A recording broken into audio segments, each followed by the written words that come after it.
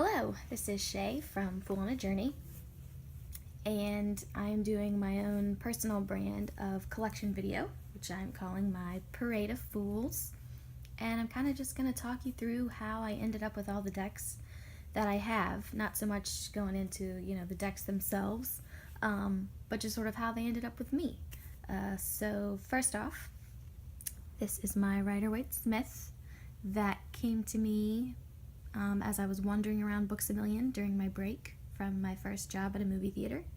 I just found my way into the occult section, and there were lots of different tarot decks, so I kind of went home and Googled, and Rider-Waite was apparently the standard, or at least that's what my general looking, found.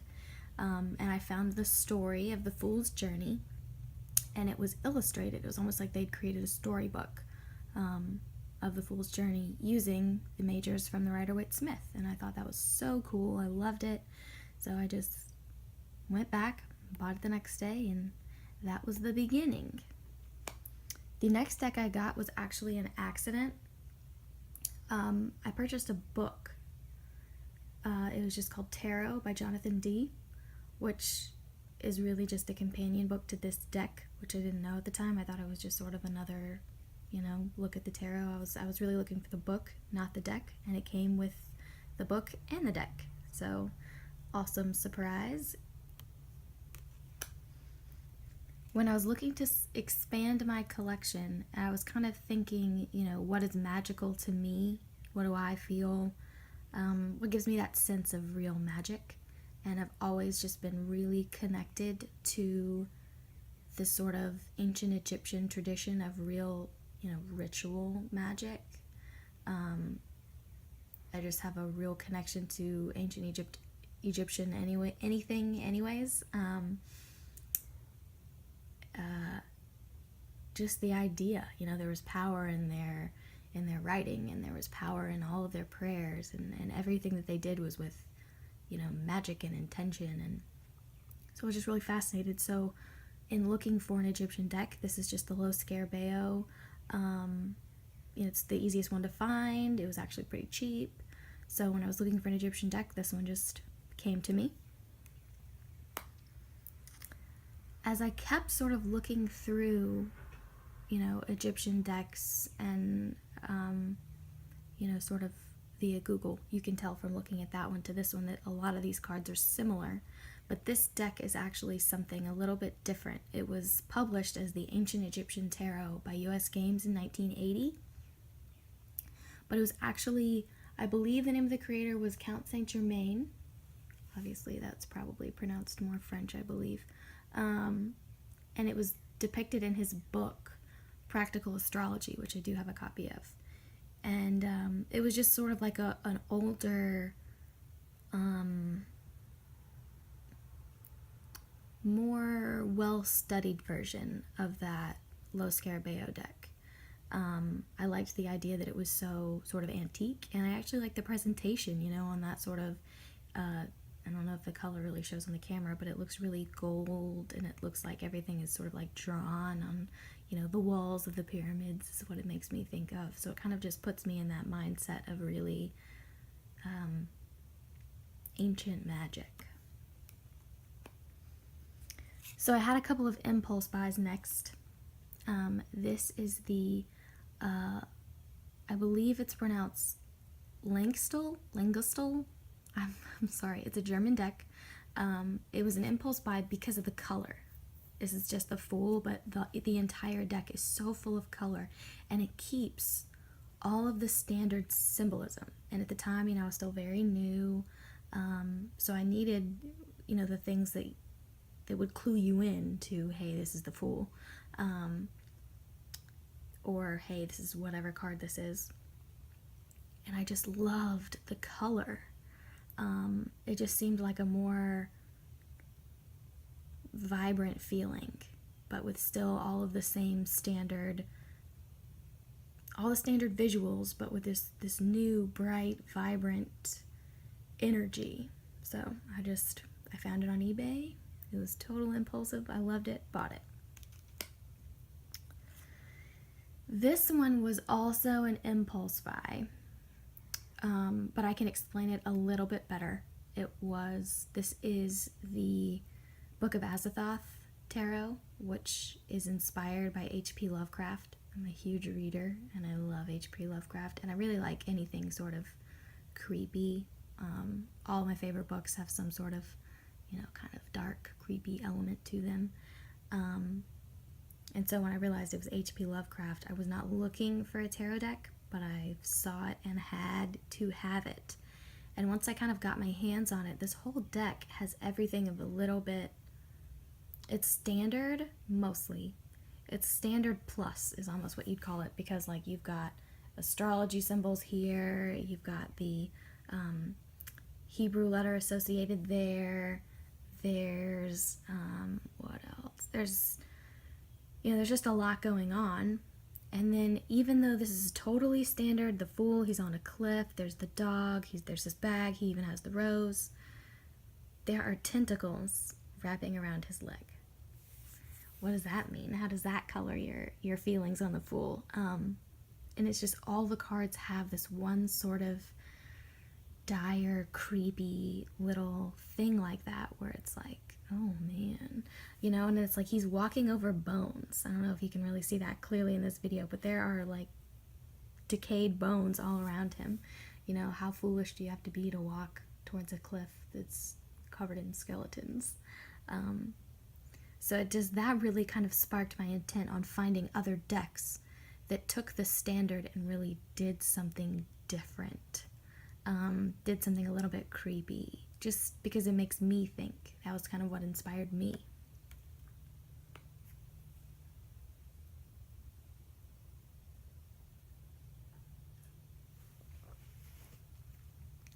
Then I got Le Tarot Noir. This is obviously not what it looked like when I got it. I'll be honest, when I got it, a lot of it was because it was so beautifully presented. That gorgeous black box, and it had the beautiful gold edges and those huge, beautiful cards. I mean, it was completely gorgeously presented. It was a beautiful deck, and it was the whole thing was gorgeous. The book was beautiful. Unfortunately, I don't know if everybody knows this or not, but if you've purchased this and have been trying to use that book at all, the pages just fall out. It's actually pretty depressing. The pages really just come falling right out of that book. And it was a Marseille. I didn't have any Marseille. I didn't have any experience with Marseille, and it was just so beautiful. And I thought, okay, I'm gonna go for this. And then of course, I cut it down to make it more usable, just because it sort of really created that sort of art on a shelf. As much as I believe tarot is art, it's a tool, and if for any reason you're not using it, you need to examine why and do something about that, or pass it on. So I trimmed mine down. I love that I still have a Marseille. I think it's super cool that I probably have the only circular Marseille deck, unless someone else has done this to theirs. But it was just really beautiful, and it was just sort of a new way, kind of the thinking about tarot. I don't know if anybody else has sort of struggled with the shift. I didn't really struggle. I don't think that ever really happened. But it is a different way of thinking, because when you're looking at the cards, they just look very different when you're looking at a non-scenic pip. But anyways, very exciting. So that was the next one. I'm perfectly willing to admit this one was peer pressure. Not long after I got Le Tarot Noir, I started my Instagram account, and this baby was all over Instagram. Everybody had Deviant Moon Tarot. Everybody. I'm glad I waited long enough to get the borderless edition, because love. But in it really did the same thing that the Book of Azathoth did. Like, it's the Fool. He's dancing around in the water, but that fish is biting the crap out of his leg, and there's a boat right there. Why are you not in the boat when you know that there are flesh-eating fish in the water? So that kind of, that sort of just creepy element, really, and everybody had it, and it was everywhere, and it was so beautiful. And I can't remember which one. There's one with the genie. Oh, the Nine of Cups. There's a genie in the Nine of Cups in this deck that really just was so amazing. And I loved the hot air balloon and the Six of Swords. You guys probably have this deck. You've probably seen it before, but that was sort of what inspired me to get this one. This is the Russian Black Tarot. Probably. I've said in videos before that I don't technically know that that's what it's called. But that is what Google Translate tells me that it is called. Actually, in Google Translate, it's just the Black Tarot, but it's all in Russian, so I figured I'd add that in there. This one was just another really creepy deck. Like, it's bloody. He's got like a Joker smile cut across his face. He has the flower, but it's, you know, wilting out of his hands. He's got these really cool, like cloven feet that actually kind of make me think of like Pan, or like the devil as Pan, as we sort of think of him in certain cultures. It was just creepy. It was creepy. I actually paid quite a bit of money for this one, and I do not regret it for a second. I use this one a ton. It's one of my favorites. But you can get it right now for cheaper. It looks like somebody ended up with a lot of them, and now they're selling them for fairly reasonable prices. So if you're interested, look on eBay right now because they are there. This one was actually super intentional and also not researched. I saw some pictures of the majors and the aces. I love the aces in this deck. And I was obsessed with this idea of completely reversible. Like, I loved it because at the time I was actually really struggling with reversals. Like, that was just where I was at, sort of in my tarot journey. Reversals could mean so many different things. Do they mean the opposite? Do they mean it's blocked? Do they mean you're stuck in the card before? Do they mean, I couldn't decide really what reversals meant to me. So the idea of a deck that you could just ignore the reversals was excellent for me. I had no idea this was a card game. Which is perfectly fine with me. Originally, tarot was just a card game. So that didn't bother me at all. It didn't really affect how I felt about it after I purchased it, but I didn't know when I bought it. So when I opened the little white book and found the instructions to how to play the game, I was actually pleasantly surprised. Like, I thought that was really cool. This is actually one of my favorite decks. I reach for it a lot. It's really good about just sort of being what it is. I'm a card deck. I've got the majors in there. I have the court in there. It comes with 2 extra cards that are for the card game. One is good and one is evil. But interestingly enough, there's this infinity symbol around, for good, it is around earth and air, which are 2 elements that sort of complement each other. And for the evil card, the infinity symbol is around water and fire, which are 2 sort of volatile together. Water could extinguish fire, fire creates steam out of the water. It just adds a cool element. I kind of like leaving in extra cards like that when I feel like they can add to the deck, which this one really did. And I love that deck. And that is the Tarot of Loka. Next up, how I ran into this one is sort of a very roundabout story. I had just finished for like the 3rd time reading the Night Circus, which, if you have not read that, there's a character in there who is a tarot reader in the circus, and she describes so beautifully in the book this black and white tarot deck, and I just got obsessed with this idea about how absolutely romantic and beautiful this black and white deck would be, and how I just had to have a black and white tarot deck. So I just had to have it. I got completely obsessed. And the deck that actually, if you sort of like go looking for the Night Circus tarot deck, for some reason it connects you to the first edition of the Prisma Visions. It was like Prisma something else. And it was still done in the same idea of the Prisma Visions, but it was black and white. It actually wasn't quite white. It was sort of like a black and sort of a creamy color, but it was 2-toned. And that is what it kept taking me to, and I could not find that deck anywhere. It was no longer available. And I was like, what is the point of this? So I Googled black and white tarot, and I found a couple of pictures on Google Images of the Tarot of the Absurd. And I was like, what is this? Where did this thing come from? And that led me back to Amazon, where I found it. And let me just say that I actually unfortunately received, there was like a sort of a smushed side of one corner that damaged the first few cards, and I was all ready to just be upset and send it back and just be done with it. And instead, because I really did like the artwork, the little bit that I'd seen, because I really just didn't want to get into it and love it if I was just going to send it back. So I contacted the creator, who was phenomenal.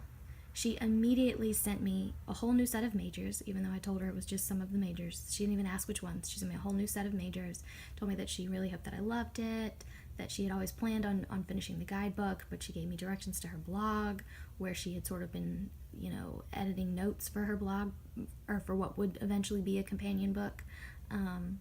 But that, you know, I think she said she had 3 or 4 kids, I can't remember, but, you know, being a mom of 3 or 4 is crazy, and so she just hadn't had time for the book yet. But I loved this deck after that. I loved her experience. I loved how much she clearly cared about it. It was so clearly a passion for her that she was gonna make sure that, you know, that I got it exactly the way that I wanted it to be, that any resistance I had to it completely melted, because she was so amazing.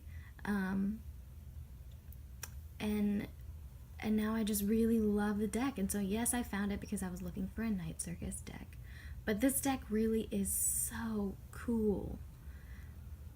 All of the images are sort of this surreal, I can't even really describe it, but it's just cool.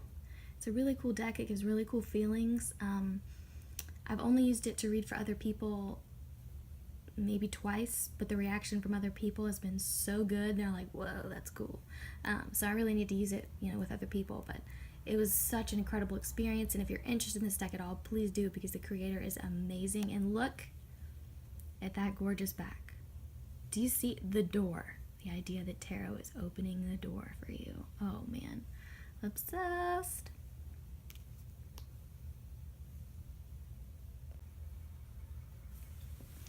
Next up are 2 that I actually got at the same time. This one just showed up at my door first because I ordered them. The Linestrider Tarot. I was looking for something, like I really liked the animals. Like that really was sort of, I was looking for a deck that was a little less people-centered. So I can say that was kind of the thought process of what made me finally decide to go ahead and buy this one. And the art was just so beautiful. The colors are phenomenal and muted, and I actually love the white space. You get so much in the void. You know, not having a face, you know, just stuff like that this deck does is just so incredible. And the use of color really draws your eye to important things. You know, where you see the color a lot on this one is the flowers in his hand, the bird, the pack on his back, the feather in his hat, and then there's some color right around his hand where it's holding the staff that the pack is tied to. You know, it's like, so she cues you into what she wants you to notice with her use of color, which is just, to me, phenomenal. I absolutely love that whole idea. And this one was just so brilliantly bright white that I was drawn to purchase at the same time the Royo Dark Tarot.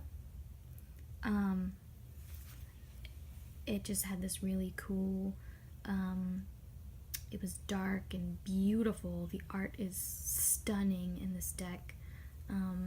The women are really strong and just kind of like hardcore. It gives off this real Xena warrior princess vibe that I definitely was into. And I really liked the idea. I use those decks together a lot, the Linestrider and the Royo, because they have such different vibes. This one's so dark and muscular and strong, and that one is so white and sort of whimsical, that when you pull them out together, it does some really cool things. And I've gotten some great readings pulling cards from both decks.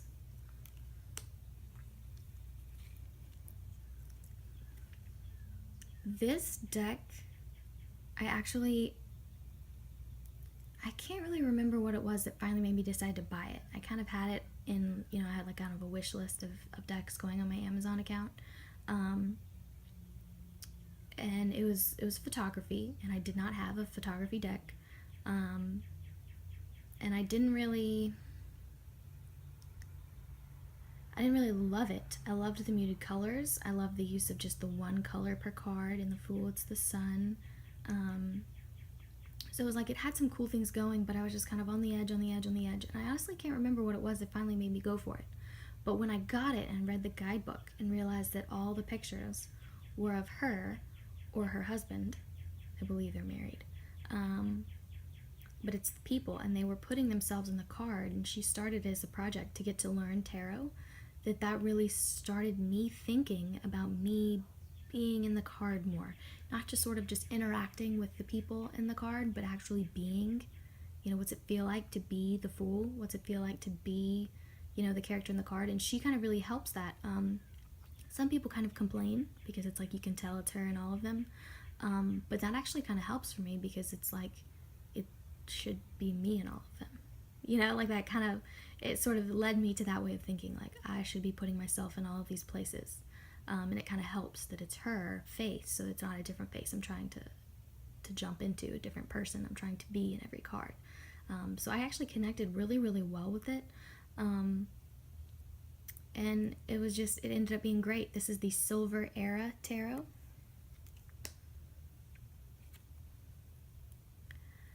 I can't promise the first place I saw this was Kellyanne Maddox, but she mentioned it maybe in a video that I saw, or maybe it was her Instagram. I think she posted a picture of it on her Instagram maybe, and it was totally reversible, and I am just obsessed with that, because I really struggle with reversals. At this time I still did. I'm getting better. I sort of have to just decide before a reading starts, and sometimes it changes. Sometimes I sit down with the intent of every reversal will be the opposite of the card. Sometimes I sit down with every reversal will be that this energy is blocked in you.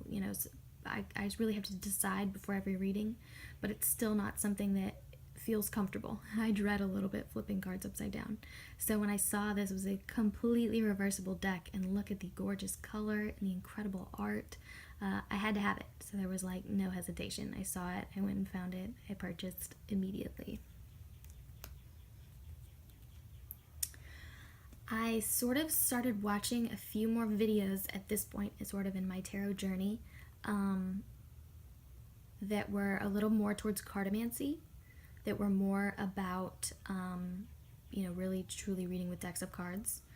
And I just had a really hard time separating the two decks that I have up until this point that were non-scenic pips, the Tarot Noir, which is a very Marseille, which just feels super tarot to me. Like I can't separate a Marseille from tarot at all. And then the Jonathan D, which I had sort of been using with the book that came with it, that was very tarot. There was no part of that even remotely deviated from standard, tarot reading at all. So I just had a hard time, even with the decks that I had that were non-scenic pips, sort of seeing a different vision, and I really wanted that. I really kind of wanted to try to find a whole new style and sort of embrace it and just sort of see where it took me. So I needed to find a non-scenic pip deck, which honestly, if you've seen the pips in this deck, there is stuff going on. I believe it's called the Picard Miners. I'm not entirely certain that I pronounced that right, or it's sort of like his sort of system, where the way that the pips are placed, has certain meanings, which honestly I don't know much about.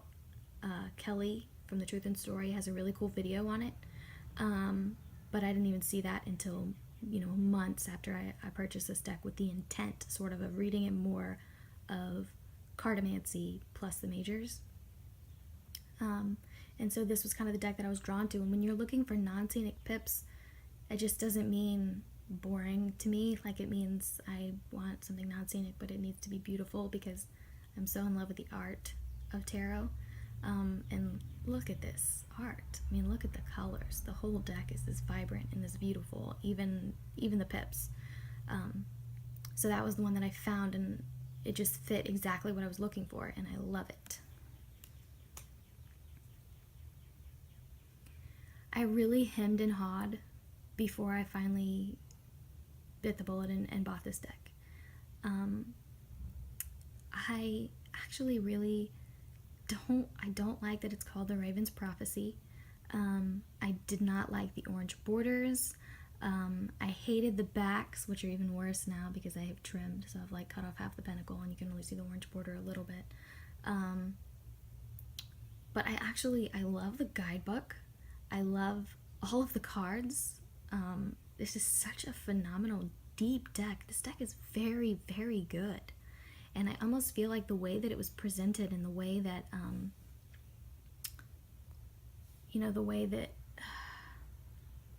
the way that it was packaged and marketed, it just seemed like such a,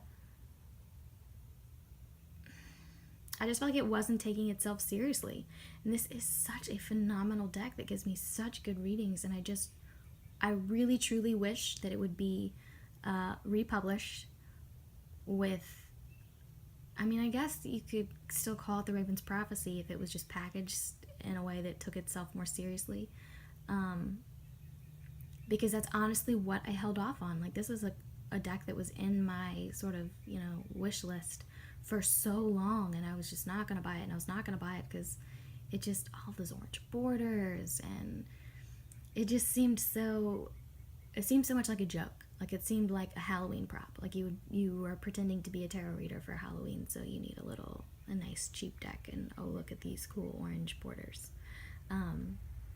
And that was just sort of the vibe that it gave off as far as the marketing and the packaging was concerned. And then when you get it and you start reading with it, it is so much better than that. It's so much deeper than that. It is a phenomenal deck. And I just wish that more people could take it more serious. I feel like more people would have it if it was marketed in a way that came across as more serious. Maybe I'm the only person that thinks that, but that was what took me so long to get this one. And then at the time, I guess I just didn't have any other reason not to, and it was pretty cheap, so I just went for it. And as soon as I got rid of the orange borders and started reading with it, loved it. So this deck was absolutely 1000% Ethany. Ethany made me buy this. Not really made, but she had it in so many of her videos, and anytime she's talking about her favorite decks, the Morgan Greer would come up, and the more you see it and the more that you listen to people talk about how much they love it, and apparently everyone does, which is true because now I love it too. I had to have it. I actually decided to purchase the 10 because I liked the idea of having a deck in my bag that I could really kind of just throw in there and cart around with me. So I just went for it, and I love it. I love everything about it. I love the color. I love that it's in a tin. I love that I can chuck it in my bag. This is phenomenal. You cannot go wrong, whether you get the full-size copy or the copy in a tin. This deck is never a bad idea. It is so good.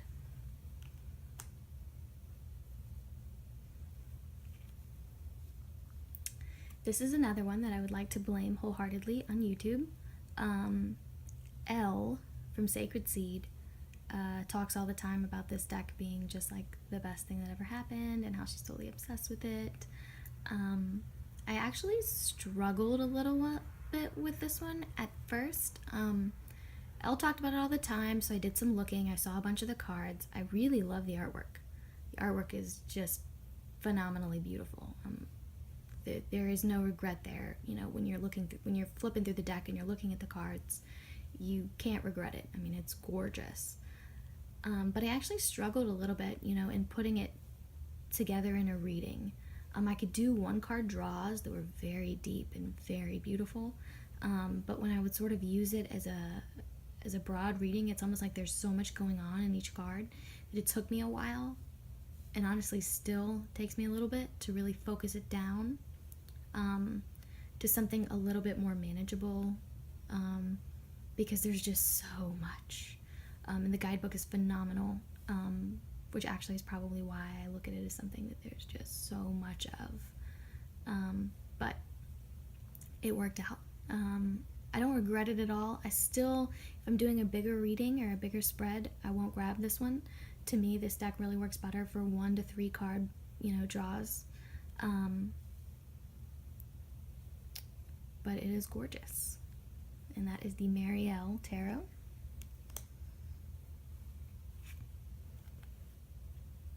Then I got this guy. This is the Tarot of the Zirkus Magi. I believe I pronounced that correctly. It's sort of like this collage deck, which I didn't have, and I was interested in. I found it just searching on Etsy. This is not something I was looking for, and I really sort of stared at it for a while. Like, I couldn't really, I just couldn't decide. Do I really want it? Am I really going to use it? What place does this have, in my collection, other than just I don't have a collage deck as of yet. And I really just liked how alive the people look, which seems really strange to say because it is collage. And in the collages, it's, the art's very sort of disjointed. Like, yeah, he's standing on the ladder, but look, his feet are nowhere near the ladder. He's falling down the ladder. The dog is clearly a totally different picture. The bucket is like wrong proportionally to him. That kind of stuff has a way of pulling you out of the artwork. But the faces in this deck are very real. There are a couple that you can like hear laughing almost. You're looking at them and you can hear them laughing. And I just really liked that. There was something about the way they seemed alive. The people really seemed alive, even though the artwork was very, collage-y.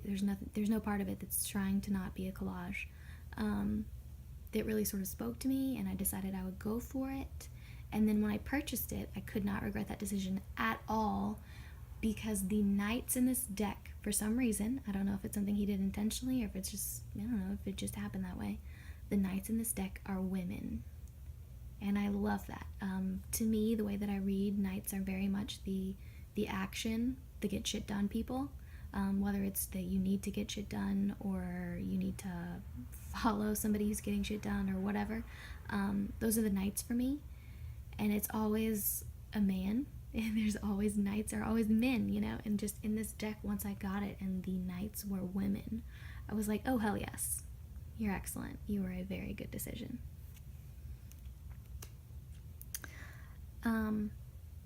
As I've mentioned before, I do kind of like to pull out decks in multiples.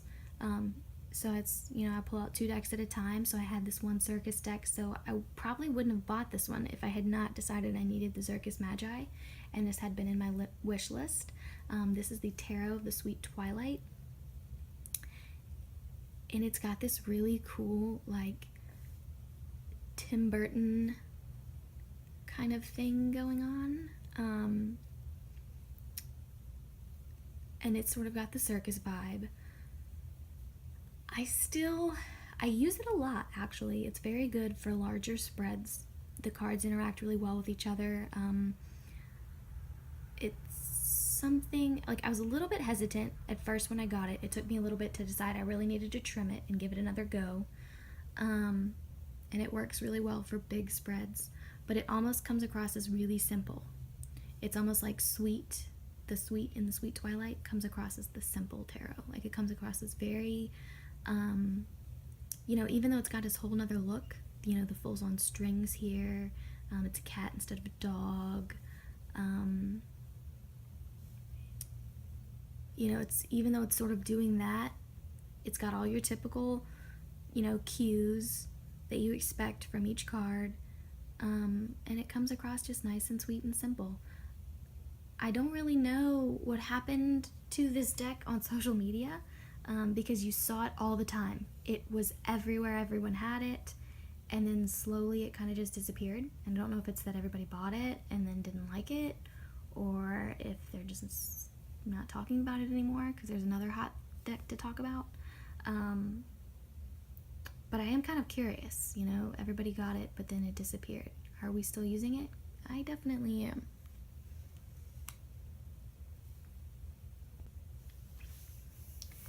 Then I found this deck for crazy cheap on Amazon. I'm sorry, not on Amazon, on eBay. It was an eBay deal. I got it for, I mean, crazy cheap. I ended up not spending initially what I bid on it. But the reason I put in that very first bid was because they had initially listed it super low. And I still paid significantly less, I think, than other people who have bought this one. And it was just beautiful. I had been sort of stalking it, you know, on Amazon and on eBay, which is how I found it anyways, because I kind of just knew I was never going to get it because I could never see spending that kind of money. But I did love the art.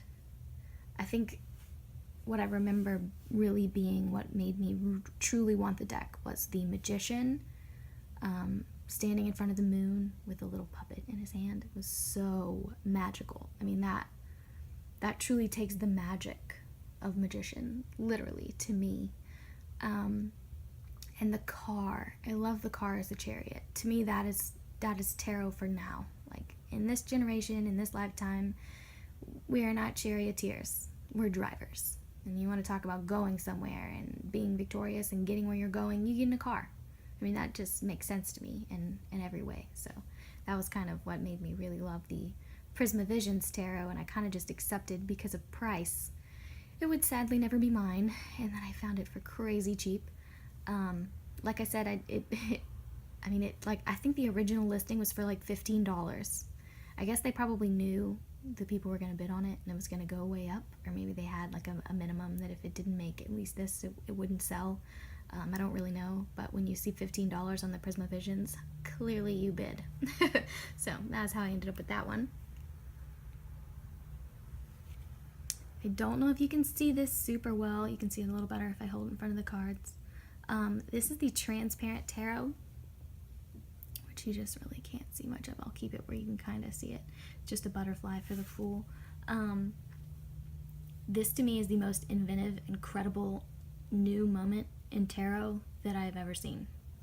I don't comprehend how people don't have more of this, don't use it more. Yes, it is annoying that if you turn it a little bit, oh look, you can see the reflection of my room. There it is, there you see it gets kind of scratched looking. There's some fingerprints on it, which is a little sad. You know, you have to wash it. That's the real answer, and it does kind of stink to have to wash a tarot deck. But this, to me, this is innovation. This is an actual change. This is someone actually looking at tarot, seeing what it is, and seeing how can I take this and make it truly mine and truly unique and completely different.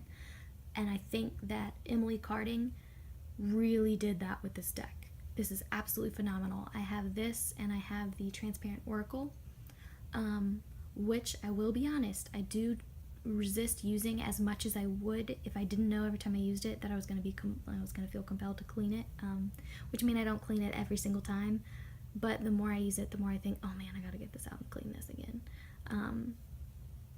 So that does sort of, it makes it hard. I mean, there's really no way to do a transparency without, you know, being in that situation. There's no way to have a transparent card that you don't have to wipe down, but just incredibly phenomenal. I love it.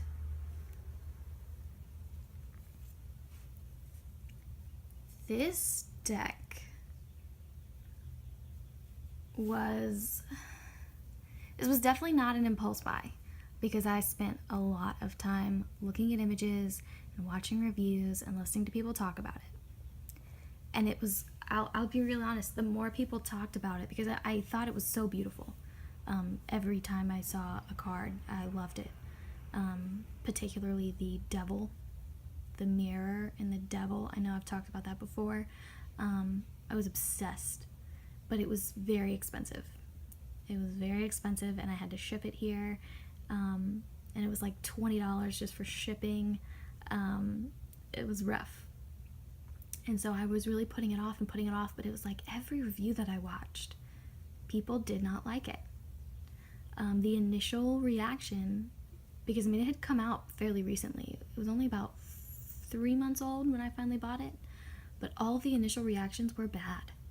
There's no people, there's nothing going on, it's really hard to see the labels, and it was like the more people reacted badly to this gorgeous, beautiful deck that I was obsessed with, the more I was like, how dare you talk about that deck like that? Give me that deck and I will tell you how amazing it is. And that's kind of really what made me buy it. And it still took a while just because of the price. I needed to really save up a little bit to sort of justify purchasing it. It still is one of the ones that I maybe feel slightly guilty over, because at the time I had just purchased quite a few.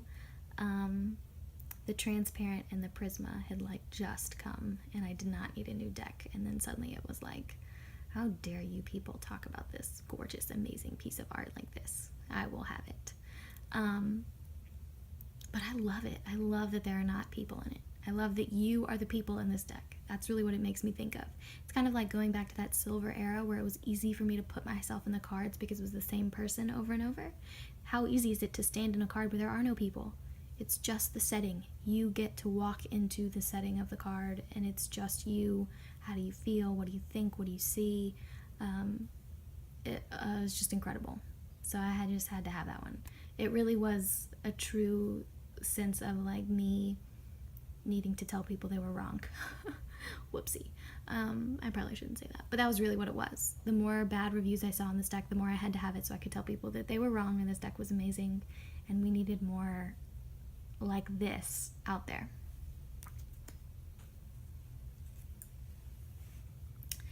This is the Hidden Waters Tarot. I was not looking for this. It was on my wish list and I was very intrigued, but the price for just a I'm kind of intrigued wasn't justifiable. And then on Instagram, someone was rehoming it. They didn't really like it. They didn't really connect with it. They were rehoming it, and all I had to pay was shipping. So it was like $5. And I said, well, I'm intrigued enough for $5 worth. My response now is that it was absolutely worth the $5. And I do actually really like what it can do, but I don't think it's good for people who are readers. If you know what the Fool is, you cannot just look at the inkblot and see what you see, because your eyes get attracted to that title or to the zero. And I've actually thought very long and hard about maybe just cutting it all off and turning it into some kind of oracle, like an inkblot oracle kind of deal, and just let it be intuitive. Because when I see the Fool, I know what the Fool is, and I just ignore the inkblot. That's really my problem.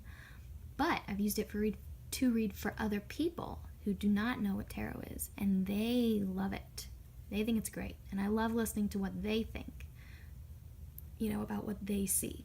So it definitely has its place. It definitely does something that none of my other decks do, in that it really engages, it really engages somebody that you're reading for to have an opinion. You can really hold this card up and say, what do you see? And let them tell you, and really let that influence your reading. Because if in the Fool they see, they see some, whatever it is. I think the one that really stood out to me was the Ten of Cups, which in my mind is really sort of that extended big family card.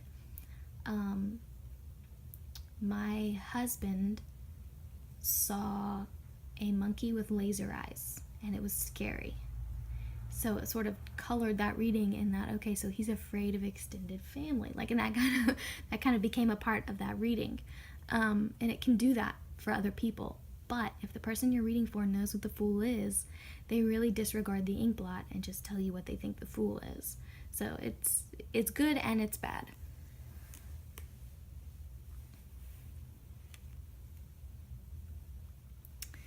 This deck is another one that I sort of didn't mean to buy, but it just found its way to me. On Instagram, somebody was talking about how stoked they were that finally, the color edition of this deck had gone on sale. This is the Tabula Mundi, and then there's the black and white version and the color version. And the color version had just started pre-orders, and she was so excited and she couldn't stand it, and she was encouraging everybody to go pre-order because this was such a good deck to sort of lead you into the Thoth system, which I had sort of just kind of started dipping my toes into. I hadn't really thought about buying a Thoth deck yet. That one's, it's so easy to get, you don't really have to rush out and purchase a Thoth. But I just kind of liked the idea that this deck was sort of, and it's very Thoth based. And she talked about how amazing the guidebook was and how she just couldn't wait, and you could go online and look at how beautiful the colors were of the pictures with the color. So I went and looked, and the color version was not something I could afford at the time. And then because the color version was being pushed, because it was just coming out and brand new and they were doing all the marketing for the color version, it was almost like they weren't mentioning suddenly that the black and white version was way on sale. So I found that actually on accident. And I do still love black and white. Whenever I use a black and white tarot deck, I immediately think of the Night Circus. And if anybody's read that book, you know what I mean. So I really do like that it's black and white. I am a little envious because the color version is so beautiful, but I just couldn't, it was double what I paid for this one at the time. So that was just not gonna happen. And I'm not sorry, actually. I really do like this deck. The guidebook really truly is phenomenal. And if you're interested in this deck at all, whether it is the black and white or the color version, you will not go wrong. It is incredible, and I definitely suggest getting the book. There are some things in these that almost look like, does anybody remember those puzzle books that were really big in the mid-90s, where it was like you had to find pictures on every page, and it was like the words on the page of the story were telling you what you were looking for? That is what this deck feels like to me. The snake eating its tail on every single level, yeah, you can kind of see it now that I've mentioned it, but it's like little stuff like that you kind of miss. The water pouring down kind of into that wormhole. There's nothing specifically on this one that I had a hard time really not seeing, but there's like an infinity symbol on, I think it's either the Emperor or the Empress, that I did not even see, and it's created out of all these other things. And it's like as you're reading the guidebook and she's telling you all these things are there, and you're going back to the picture going, what, where? And then you find it and you're like, holy cow, like every single line on every single card has intention and adds meaning and adds depth, and it is truly incredible. So if you're interested in this deck at all, you will not regret it.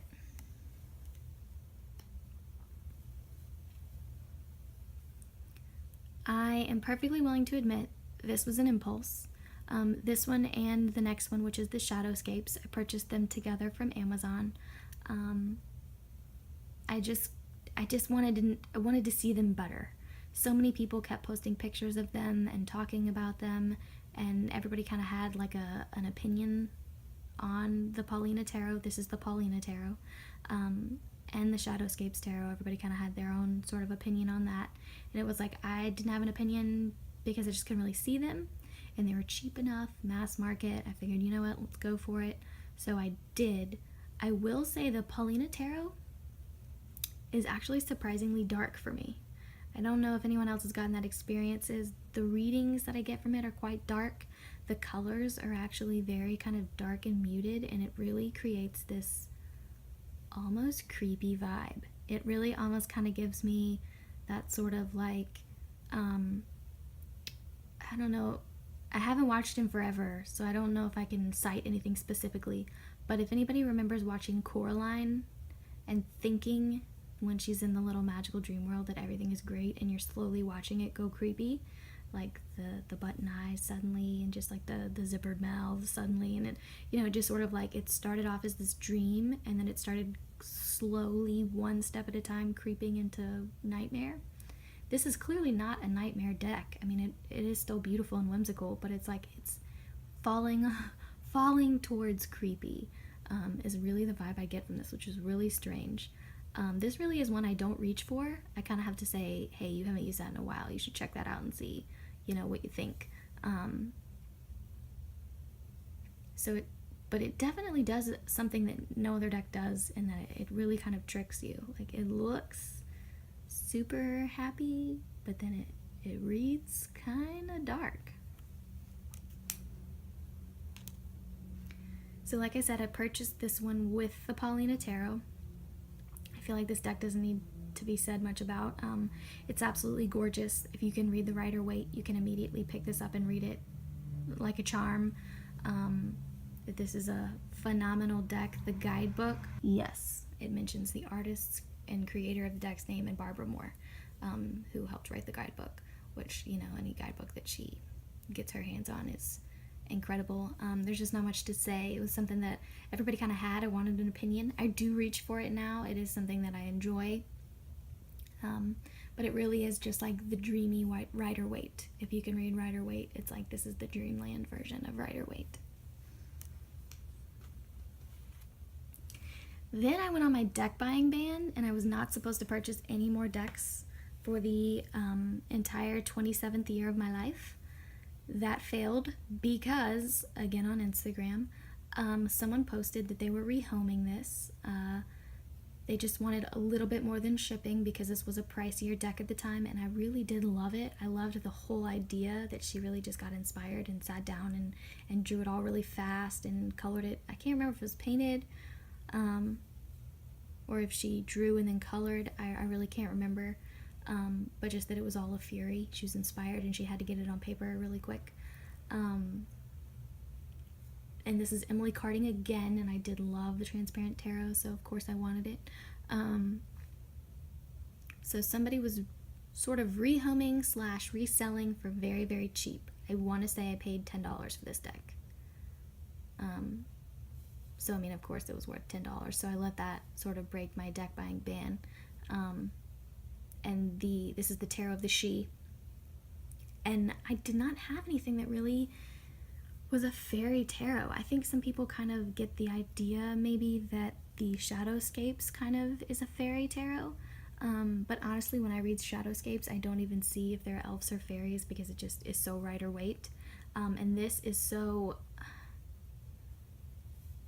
something else. It's almost like, had there been a fairy version of Rider-Waite, I guess this kind of would be it, but it's like it's colored enough and it's different enough that you're looking through this whole new perspective at Rider-Waite that I'm obsessed with it. I'm obsessed with the whole thing. I'm obsessed with the faces and the people, and I had to have it, and it was $10. So yes, I broke my deck buying ban, and very promptly my husband laughed at me and said, "Told you that wasn't gonna last." Not because he doesn't have faith in me, but because he knows how much I love buying tarot decks. And then because I had purchased a fairy deck, I really wanted another one to kind of study with it, because I really do like pulling out multiple decks. It's a thing for me. And so I had to have another fairy, something that was very fairy. So I found the Tarot of the Hidden Realms, which was not, I mean, I didn't twist my arm at all to buy this. I clearly wanted it pretty badly. And then I had the band going on, and there was no purchasing decks, and I was like, dang it. But then once I purchased the Tarot of the She, it was kind of just like, oh, well, I guess I need another one. So I got the Tarot of the Hidden Realms. That is just phenomenal. It's beautiful. It's amazing. The art is gorgeous. I haven't read with this a lot yet. This is still pretty new for me. But holy moly, so good. I haven't actually gotten to read the guidebook yet. It's another one that's written by Barbara Moore, so I'm excited to get to that when I do get to it. But just very, very exciting and very beautiful. And the only deck then that is not pictured is my in a 10, my Centennial Rider-Waite. I can't actually remember when I purchased that. I'm sure if I look back through my Amazon I could tell you. But that one actually ended up replacing my Morgan Greer in a 10 in my purse, because I just liked having Morgan Greer near my desk. I wanted to be able to reach for Morgan Greer easier, so in order to sort of replace it, I bought the other deck that was in a 10 that I really liked. And so that one just stays in my bag. Like, I just never take it out of my purse. When I change purses, I move it right into the next one. And that is my Parade of Fools. That is all the decks that I have. If you have any questions about any of them, or if any of them are on your wish list and you can't decide whether or not you would like them and you have some questions, let me know. And of course, email me anytime if you'd like a free reading or to talk about anything tarot. My email is foolonajourney@gmail.com. And thanks for watching. So this is like a little PS to my collection video. I kind of wanted to really quickly, instead of making a whole separate video about it, talk about how I store my decks. When I first started getting a bunch of tarot decks, it actually didn't start with a bunch. I only had about 5. So I just got a bulk order of these like velvet bags in all different colors. And then I kind of just chose the color I felt went the best with that particular deck. That purple velvet bag is my Deviant Moon. And because I had so few, it was very easy to remember, you know, which one was which. As I got more, I realized that purchasing those bags was going to get crazy expensive. So I bought the cheap little favor bags. You can get huge lots of them for pretty cheap on Amazon. I think you can get like lots of 60 for, I mean, like $12 for like 60 of them, which is, you know, it was almost $12 a piece for the velvet bags, which was crazy. And Elle from Sacred Seed, she would always put like a little like talisman or something on her bags so that she could sort of remember, you know, which deck it was. And I made these little tassels. I had a lot of beads laying around from when I was making jewelry, and I do still randomly do that. And like this, all the black and white is my Tarot of the Absurd, so that just sort of goes. So now it's kind of like I know that. Then I realized that I was trimming a lot of my decks, and they were getting pretty small. So I bought a bunch of these tins with the little window in them so I could see what it was, and I sort of made my own tarot in a tin. That is Tarot of the Sweet Twilight. Some decks come in absolutely gorgeous boxes that just fit perfectly and you just don't need to do anything else with them. So I leave the ones that come, if it's a small enough box that it really just fits the cards and then like the tiny guidebook, I just leave it. Then I got tired of making the tassels, and I saw somebody did this on Instagram, and it was the most like inspired thing I'd ever seen.